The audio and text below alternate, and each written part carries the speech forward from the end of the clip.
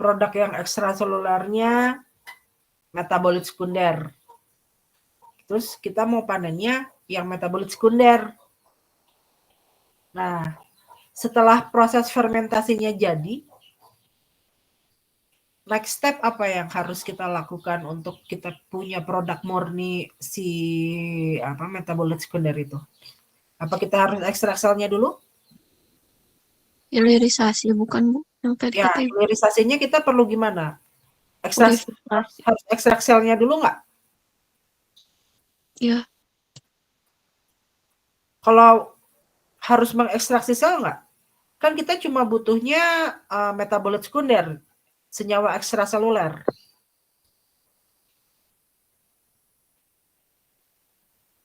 mungkin dengan purifikasi Bu. Purifikasi aja. Dengan cara apa? Apa yang kita harus pisahkan, murnikan?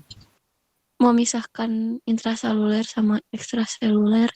Iya, minimal kita pisahkan dulu antara uh, medianya, semua senyawa yang ada di luar sel dengan selnya. Bisa pakai sentrifugasi ya, bisa pakai metode-metode banyak ya. Umumnya pakai sentrifugasi gitu ya. Kita sentrifuga dulu, berat selnya berapa, lalu kita sentrifuga misalnya ya. Lalu kita dapatkan senyawa ekstraseluler kasarnya, baru kita murnikan ya dengan metode yang lebih detail. Terus kita dapatkanlah si senyawa metabolit sekunder itu. Nah, sekarang kalau misalnya yang kita ingin panen itu protein yang ada di dalam selnya. Kita harus ngapain dulu tuh sebelum kita purifikasi?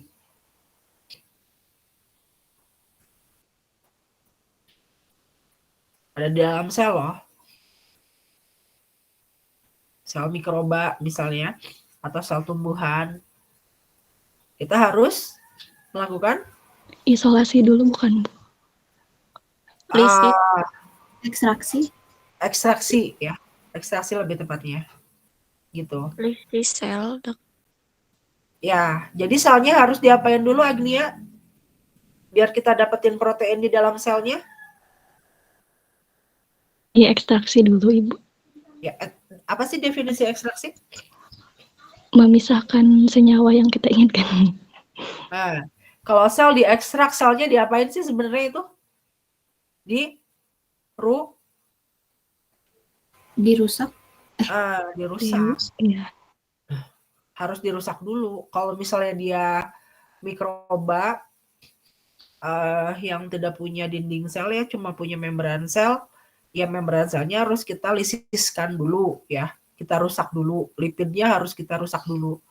Kalau dia misalnya sel tumbuhan, punya dinding sel kan tebal ya, ya dinding selnya harus kita pecah dulu, harus kita rusak dulu supaya apa? Supaya senyawa yang kita inginkan di dalam selnya itu bisa keluar ya. Setelah diekstrak baru nanti kita purifikasi ya. Gitu, kita murnikan. Kebayang ya? Ya logikanya sih sederhana aja. Cuma nanti setiap kasus itu pasti akan beda metodenya ya. Untuk misalnya bioenergi, kalau minyak pasti beda ya. Untuk misalnya tadi proses fermentasi makanan juga pasti akan beda, sangat detail lah ya.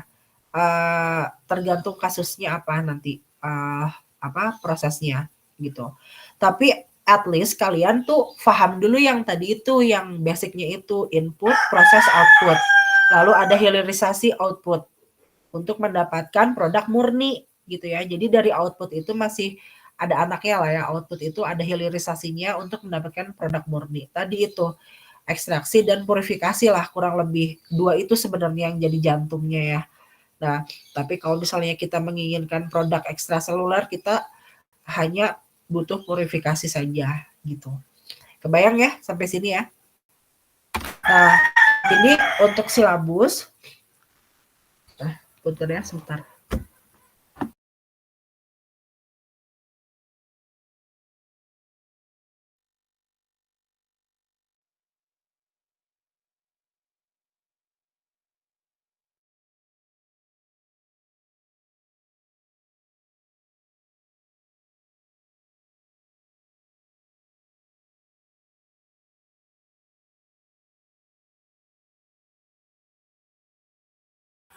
ya. Untuk silabus, oh satu lagi, sorry ada yang kelewat, produk. Nah, di sini ada apa nih? Mata kuliah ini mempelajari proses pengubahan bahan menjadi apa? Barang dan atau jasa, ya. Bisa nggak produk di bioproses itu menghasilkan jasa?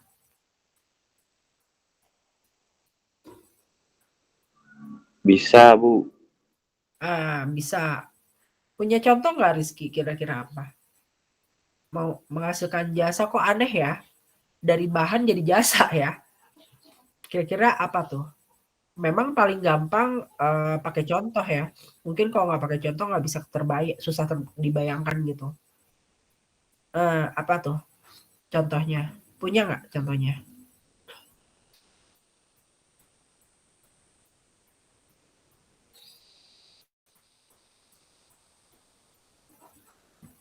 Jadi produk. Siapa yang pernah punya PKM? Jasa. Bioproses jasa. Jasa lingkungan contohnya.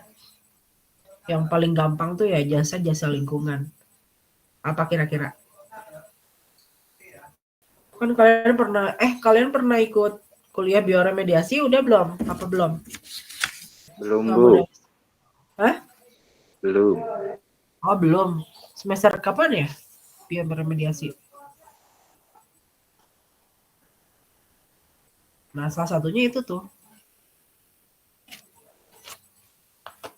Apa contohnya? Punya contoh nggak?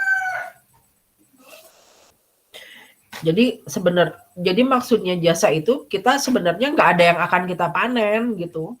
Kita nggak akan memanen senyawa apapun, kita nggak akan mengekstrak dan mempurifikasi senyawa apapun, nggak akan ngejual produknya. Produk maksudnya produk senyawanya dari hasil metabolisme si sel itu, tapi kita jual jasanya.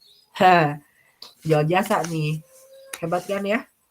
Sel bisa jual jasa, bisa kita jual jasanya. Kita menjual jasa sel. Contohnya apa contohnya?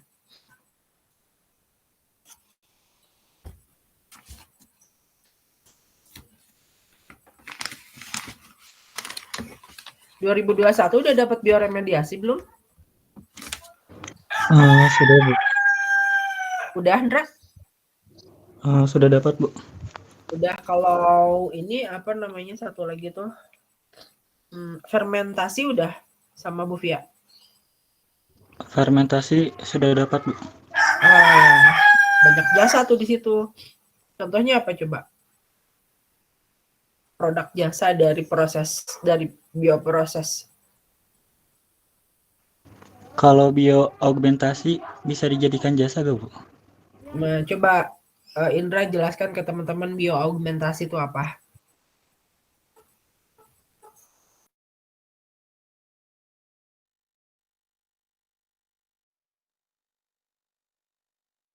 Bioaugmentasi itu apa, Indra? Bioaugmentasi itu kalau misal ada suatu tanah tercemar oleh bahan limbah berbahaya, nah untuk memulihkan kembali tanah menjadi ke semula dan tanah menjadi sehat tuh dengan cara penambahan mikroba dari luar. Itu sih, Bu, kalau bioaugmentasi. Nah, berarti apa yang dilakukan sama si mikroba itu dalam proses tersebut? Mereduksi atau mengurangi limbah B3 yang ada di tanah tercemarnya. Bisa mereduksi, terus bisa mengapakan juga dia? Melakukan apa? Melakukan penggemburan tanah, Bu. Ya, maksudnya ada dua tuh. Ada dua konsep dasar ya di bio augmentasi atau bio apa namanya? Remediasi itu. Dia bisa mereduksi senyawanya atau merubah senyawanya oleh si sel tersebut dari yang tadinya toksik, sangat toksik atau toksisitasnya tinggi menjadi less toxic. Artinya level toksisitasnya berkurang. Akibat apa dia jadi berkurang? Padahal kan sama-sama aja, misalnya timbal ya. Itu tadinya timbal organik atau merkuri organik, logam berat organik. Artinya si logam berat itu berikatan dengan senyawa organik tuh. Nah, setelah dimakan sama si sel mikroba tertentu, dia jadi berkurang toksisitasnya. Kenapa jadi berkurang? Apa yang terjadi dengan si senyawa tadi?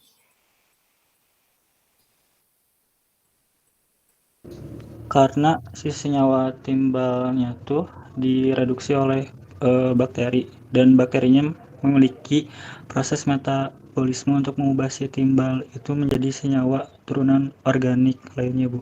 Jadi Itu si timbalnya berkurang. kuncinya di situ. Kuncinya di situ. Karena senyawanya diubah. Bisa jadi didegradasi ya menjadi senyawa-senyawa turunannya, atau mungkin disintesis menjadi senyawa yang lain, berikatan dengan senyawa yang lain, sehingga kan berubah strukturnya ya, struktur kimianya berubah. Kalau struktur kimia berubah pasti memiliki karakteristik yang berbeda. Nah, nanti orang bioremediasi itu akan mencari bakteri yang dia bisa mengubah si senyawa toksikan yang ada di lingkungan itu, dia ubah menjadi bentuk senyawa lain dengan karakteristik toksisitas yang lebih rendah. Nah, itu bioremediasi itu seperti itu. Nah, yang paling bagus dia bisa mengubah yang tadinya toksik menjadi benar-benar nggak toksik. Punya contoh nggak? Apa?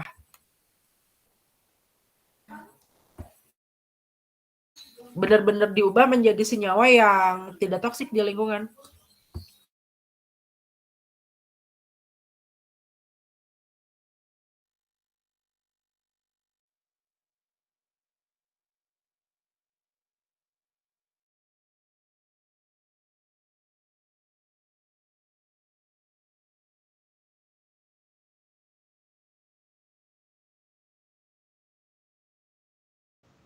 Contohnya azotobakter, Bu. Kalau azotobakter biasanya digunain buat tanah yang terkontaminasi logam berat kayak timbal tadi.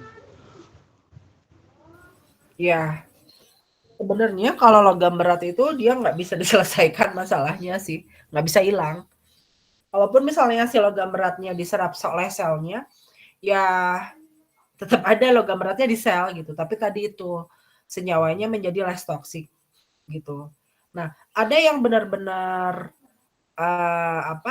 hilang itu senyawa hidrokarbon. Tahu senyawa hidrokarbon?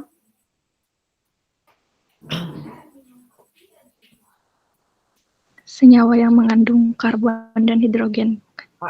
Ya, biasanya di apa sih itu? Kasus-kasus pencemaran apa? Tumpahan apa?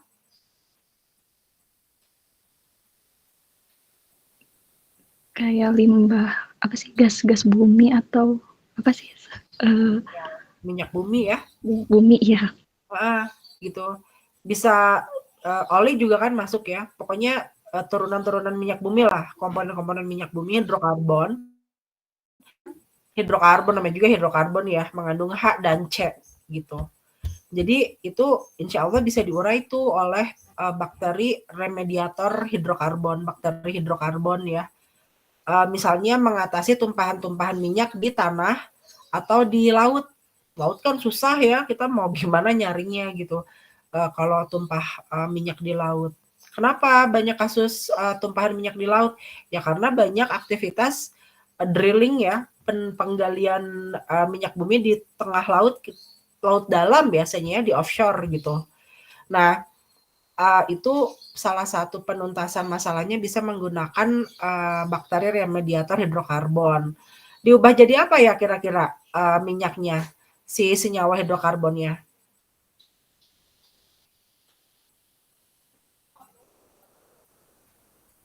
Jadi apa ya? Diputus rantai ikatan aromatiknya, Bu.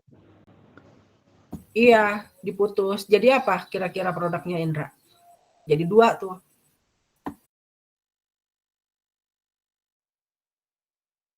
H-nya, hidrogennya jadi H H2O ya, jadi air. Nanti C-nya jadi karbon dioksida kalau nggak salah gitu. Jadi kan udah jadi air ya, bercampur ke laut ya, paling karbon dioksidanya lah ya, yang mungkin rilis ke atmosfer atau nanti larut di dalam air laut. Ya setidaknya CO2 ini memiliki implikasi yang tidak lebih parah daripada hidrokarbon lah ya, walaupun CO2 tetap memberikan dampak negatif ya, menurunkan asam pH ya, menurunkan pH air laut gitu, mengakibatkan acidification itu kan dari CO2 yang terlarut di dalam air laut. Nah gitu. Nah itu salah satu contoh produk jasa. Kita balik lagi ke definisi bioproses ya. Sekarang kebayang nggak kenapa di mata kuliah ini mempelajari pengubahan nih ya, di sini di deskripsinya nih ya,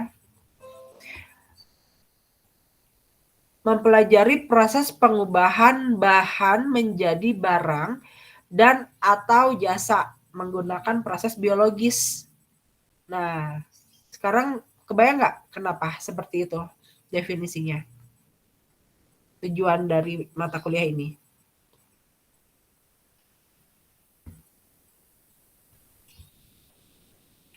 Bisa ya? Jadi kita bisa panen barangnya, senyawanya, atau kita gunakan jasanya dia. Kayak tadi kan kita mengurai minyak bumi kan kita nggak panen CO2-nya, kita nggak panen H2O-nya kan. Kita biarin aja di laut itu produknya gitu. Bahkan bakterinya juga nggak akan dibawa lagi, ya udah dibiarin aja di laut gitu. Nah, mungkin kita berharap bakteri remediator hidrokarbonnya mati setelah hidrokarbonnya habis karena dia udah nggak ada lagi substrat ya, sumber makanan gitu. Nah, karena makanan dia kan hidrokarbonnya tadi itu, minyak. Nah, itu contoh proses yang menghasilkan jasa. Jadi kita memanfaatkan jasa dia untuk mengkonversi senyawa yang ada di lingkungan atau senyawa yang kita inginkan menjadi senyawa yang kita inginkan juga gitu. Nah, jadi kurang lebih topik yang akan dibahas pada kuliah ini meliputi definisi dan lingkup bioproses ya, serta berbagai contoh katalis yang digunakan, lalu tinjauan umum industrinya ya, industri bioproses, berbagai macam berbagai jenis design engineering-nya ya dalam industri bioproses ya, lalu sedikit bahas mengenai isolasi ya, pemeliharaan, kultur ya, dan pemuliaan strain mikroba gitu. Mikroba di sini karena agen hayati yang banyak digunakan sebagai fermentor ya, sebagai agen itu memang masih didominasi oleh mikroba ya, karena lebih efisien gitu ya. Tapi tergantung juga tujuannya apa. Lalu kita akan mempelajari mengenai pertumbuhan mikroba yang sebenarnya kalian sudah dapat di mikrobiologi gitu. Tetapi nanti akan sedikit diulas kembali dan ditambah dengan topik yang lain ya, seperti faktor-faktor yang mempengaruhi pertumbuhan, lalu kuantifikasinya ya, kurva pertumbuhan, kinetika pertumbuhan sel, dan stoikiometri pertumbuhan sel. Nah, hati-hati nanti di kinetika dan stoikiometri mungkin pertemuannya agak alot ya. Biasanya saya lihat perkembangan daya tangkap mahasiswa gitu ya, teman-teman sampai mana. Kalau misalnya cepat ya bagus, mungkin materinya akan dituntaskan sampai nanti ke rumus yang lebih kompleks gitu ya, ada diferensial, integral, dan lain-lain. Tapi kalau misalnya kesulitan, biasanya tidak saya lanjutkan sampai rumus yang lebih kompleks gitu ya. Yang penting di sini, karena saya paham lah ya, anak-anak biologi, anak-anak bioproses biasanya alergi kalau udah lihat rumus gitu, walaupun haruslah kita nggak bisa lah kita terhindar dari kalkulus ya, dari matematika. Tapi nanti yang akan saya tekankan yaitu pemahaman ya, pemahaman kalian mengenai proses yang terjadi gitu ya. Nanti bagaimana si data-data bio itu, si data-data bioproses itu, biologinya itu menjadi dasar pertimbangan untuk engineering sistemnya, menjadi dasar pertimbangan untuk rumus kinetika yang nanti akan dihasilkan, menjadi dasar untuk menghasilkan rumus stokiometri pertumbuhan selnya, gitu ya. Nah, selanjutnya pengenalan teknik fermentasi ini juga, kalau ini tidak akan terlalu detail ya, karena sudah ada kuliah fermentasinya.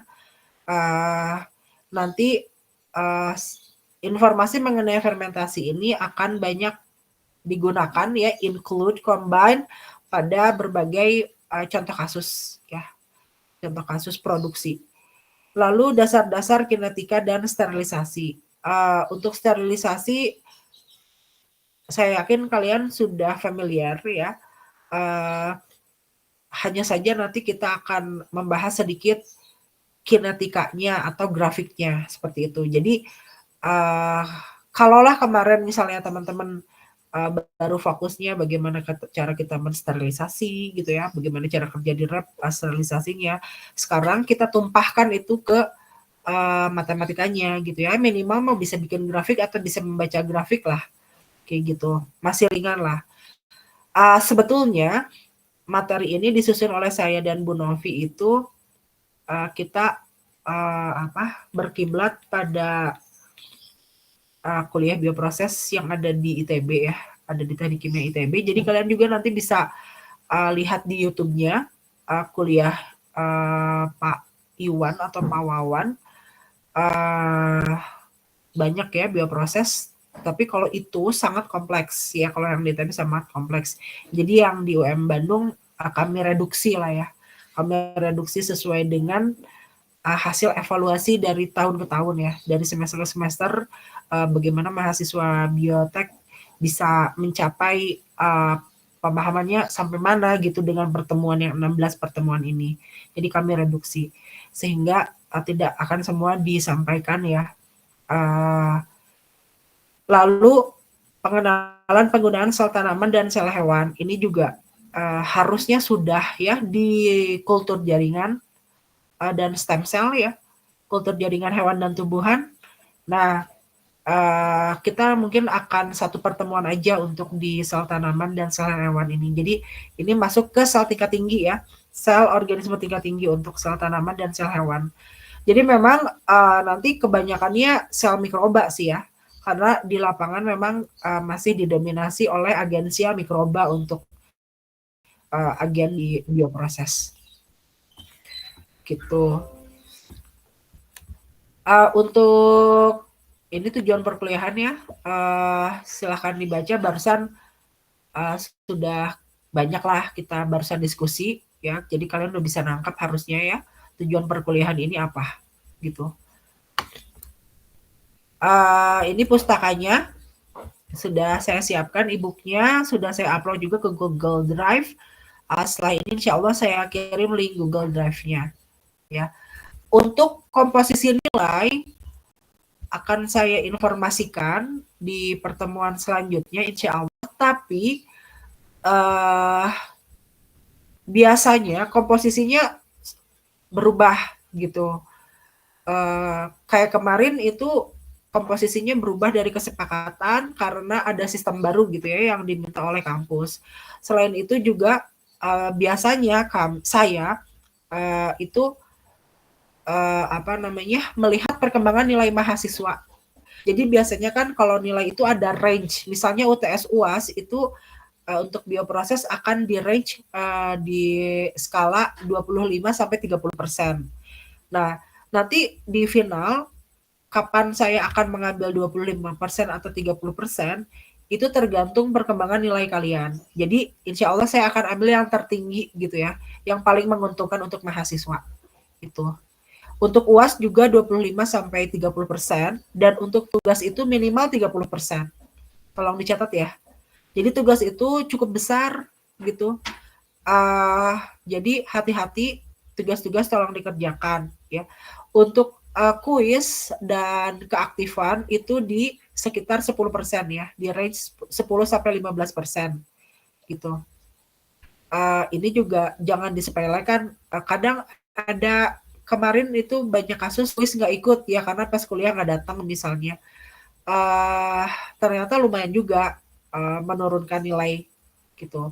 Tapi kalau sampai tugas, 0 bahkan misalnya, itu biasanya nggak lulus, bisa sampai nggak lulus.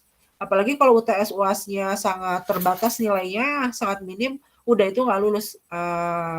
Bioproses agak susah memang. Tingkat kesulitannya agak kompleks, mirip-mirip bioenergi lah gitu. Oh iya, saya lupa untuk menekankan kalau misalnya ya teman-teman selama ini di mata kuliah dasar itu terbiasa menghafal ya, jangan pernah lakukan itu di bioproses ya, karena banyak kejadian kami evaluasi ya prodi itu di mata kuliah aplikasi seperti bioproses ini kan kompleks. Di bioproses ini kita bergabungan berbagai macam cabang keilmuan ya. Biologi udah jelas ya basicnya, fisika, kimia, matematika, plus ada teknik mesinnya ya, engineeringnya gitu. Sebenarnya bioproses itu sampai ke manajemennya ya, biomanajemennya sangat kompleks gitu bioproses. Tapi kita batasi lah minimal biologi, termasuk di dalamnya mikrobiologi ya, lalu fisika, kimia, dan engineering design-nya gitu. Sebetulnya engineering design basicnya ya tadi 3 itu, fisika, kimia, biologi gitu. Nah, jadi di sini teman-teman berlatih untuk berpikir analisis ya. Jadi analytical thinking-nya di sini dipicu gitu, dikeluarkan gitu di sini ya. Kalau misalnya emang hafal agak sulit, apalagi nanti banyaknya keluarnya desain mesin gitu ya, desain bioreaktor gitu, studi kasus kayak gitu. Nah, jadi rajin-rajinlah ya yang kritis gitu ya. Jadi kalau misalnya kalian baca jurnal itu langsung critical thinking-nya jalan. Ini jurnal judulnya apa sih gitu ya. Kalau bioproses pertama yang kalian pikirin apa? Tujuannya dia mau produksi apa? Produknya apa? Ya. Bahan bakunya dari mana? Prosesnya kayak gimana? Jadi langsung gitu loh. Jadi bukan menerjemahkan jurnal gitu ya. Kalimat per kalimat kayak gitu. Jadi di situ kalian udah langsung harus punya frame berpikir yang udah kebentuk. Nah, tadi kan kita udah bahas tuh di awal ya. Bioproses itu basicnya itu 3 itu tadi. Input, proses, output. Jadi kalau misalnya baca buku atau baca studi kasus, baca jurnal, artikel, langsung aja lihat, cari. Ini mau produksi apa sih? Ya, agennya pakai apa? Bahan bakunya apa? Gitu. Nah, lalu dipetakan sama kalian. Gitu ya. Termasuk nanti kalau ada kuliah juga dicatat ya, apa yang dijelaskan dicatat, lalu bertanya aktif ya, proaktif ya, lalu dianalisis ya. Jadi bukan hanya dihafalkan. Nah, selanjutnya ada tugas kuliah pengantar. Ini ada YouTube. Silahkan teman-teman simak ya tentang dasar bioproses. Linknya juga udah saya copy ya ke grup ya. Nanti teman-teman meresum dari video tersebut. Jadi ini kuliah hari ini ada waktu sisa ya. Silahkan digunakan untuk menyimak video ya. Dikumpulkan, nanti saya kirimkan linknya ya, link pengumpulan tugasnya di Google Drive, insya Allah saya kirimkan sekarang. Ini tolong di-ignore ya tanggalnya, dikumpulkan di Senin depan ya. Senin depan tuh tanggal berapa tuh? Pokoknya Senin depan lah ya, sebelum kuliah dimulai gitu. Begitu. Kontrak belajar tadi itu sebenarnya lebih ke tadi itu perjanjian materi-materi dan nilai ya, dan peraturan kelas. Cuman karena ini udah angkatan atas ya, peraturan kelas, teman-teman menghargai perkuliahan aja gitu. Misalnya ada trouble ya, ada sakit atau misalnya masalah pribadi, boleh kalian hubungi saya ya, kasih tahu. Atau misalnya kalau misalnya offline terjebak macet dan lain-lain, silahkan mengabari gitu, asal jangan tidak mengabari tuh. Termasuk kalau ada trouble, termasuk kalau yang ikut MBKM, PKM ya, PMM kemarin itu ada yang baru menghubungi setelah UTS gitu. Nah itu sangat menyulitkan dan merugikan mahasiswanya itu sendiri. Jadi kalau misalnya ada yang ikut MBKM nilainya mau dikonversi dari MBKM gitu ya, segera hubungi saya ya. Nanti tolong kalau yang nilai bioprosesnya itu MBKM, tulis aja di grup ya siapa aja yang ikut MBKM gitu. Supaya nanti begitu misalnya kami mengolah nilai, ternyata ada yang kosong nilainya, ada yang nggak UTS, ada yang nggak UAS gitu. Atau yang kasusnya bahaya itu, yang tadinya mau MBKM, ternyata MOU di perusahaannya itu, di institusinya itu tuh nggak jadi gitu. Ternyata MOU-nya nggak jadi atau terlambat, tidak sesuai dengan deadline mereka, tidak sesuai dengan deadline MBKM, akhirnya nggak jadi MBKM-nya, dan dia udah terlanjur nggak kuliah, ya bioprosesnya setengah semester lagi, nggak main-main.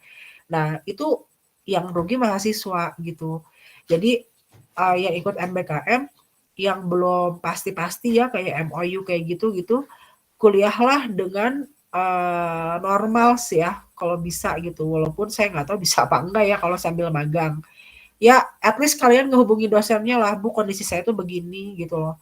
Supaya dapat perhatian lebih lah ya, dapat perhatian khusus dari dosennya. Gitu. Tapi mudah-mudahan nggak ada ya di sini, nggak ada yang MBKM ya, yang semester ini, yang semester genap. Kalau ada segera berkabar ya, di grup aja. Ya. Gitu teman-teman untuk hari ini, silahkan untuk mengerjakan tugasnya ya, menyimak videonya. Saran saya kumpulkan hari ini atau besok ya, segera gitu, jangan nunggu Senin gitu. Tapi saya beri waktu sampai Senin depan sebelum perkuliahan berlangsung. Untuk kuliah, saya sedang mengupayakan untuk bisa offline ya, untuk bioproses. Walaupun ada yang bentrok katanya, tapi karena ini mata kuliah wajib, jadi kalau yang bentroknya dengan mata kuliah pilihan ya, mata kuliah pilihannya mungkin harus ngalah gitu. Tapi nanti jika kondisi tertentu mungkin ada online gitu ya, yang saya akan informasikan sebelum waktunya gitu ya.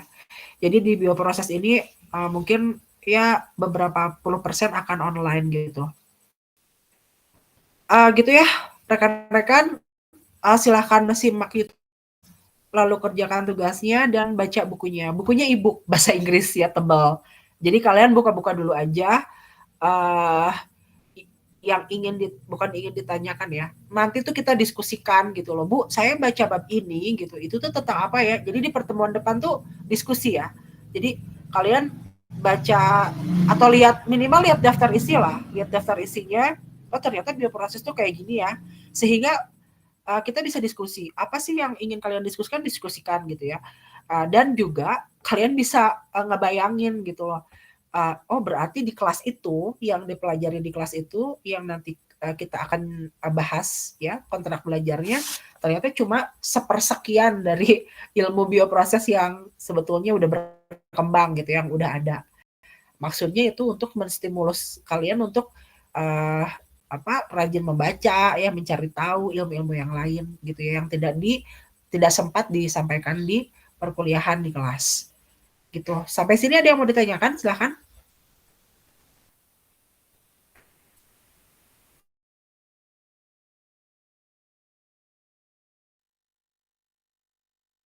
Nggak ada? Cukup dulu? Ya? Saya cukupkan ya. Silakan menyimak YouTube-nya. Ada waktu 30 menit ya. Sampai 10.30. Baik, dari saya cukup sekian. Mohon maaf atas kekurangan. Kita adalah dan doa kifaratul majelis. Alhamdulillahirabbil alamin. Alamin. Subhanallah. Subhanallah.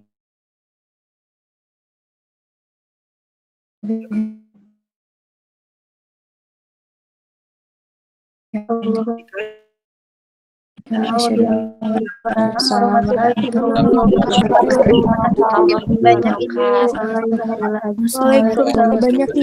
kasih Ibu.